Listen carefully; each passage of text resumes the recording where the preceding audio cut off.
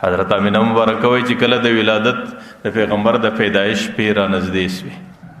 نو دې وخت کې په اسمان کې یو سور ستوری ښکاره سو او دا یهودو ته په تورات کې دا نښاني وله چې کله آخرنی نبي دې دنیا ته راځي نو د هغې د ولادت څه څو ورځې مخکې به پر اسمان باندې سور ستوری ښکاره چې کله هغه ستوری ښکاره سو نو د یهودو په کورو کې غلغله سو د هغې په کورو کې چغې سوې د هغې په کورو کې بېقراري سوله لکه د یو چا پر کلي چې زلزله راغلي د هغې په نرو ښځې په هغې په کوچنیو پلوی کې مکمله بې ارامي روانه سوه هغې ټوله وطن په مخه ځله واخیستی په هر کور کلي کې پوښتنه کوي چې د کم چا په کور کې داسې زنانه سته چې د هغې د بچي د پیدا کېدو شپې رانږدې چې کله څوک په نظر نه ورغلی اخر یو یهودو کې یو سړی راغلی مکې مکرمې ته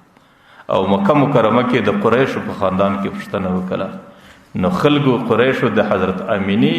د دې کیفیت خبر ورکړي چې د دې بچي د دې زنانې د بچي د پیدا کېدو شپې نږدې دي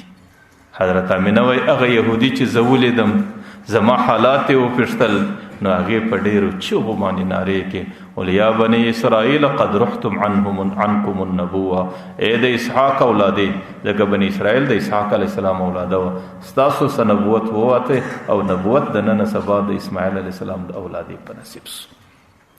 ځکه بني اسرائیل دا د اسحاق علیه السلام اولاده وه او عرب دا د اسماعیل علیه السلام اولاده وه نو نبوت تر دې وخته پورې په بني اسرائیلو کې را روانو اوس نبوت د بني اسرائیلو څخه نقل سو عربو ته ورسېدی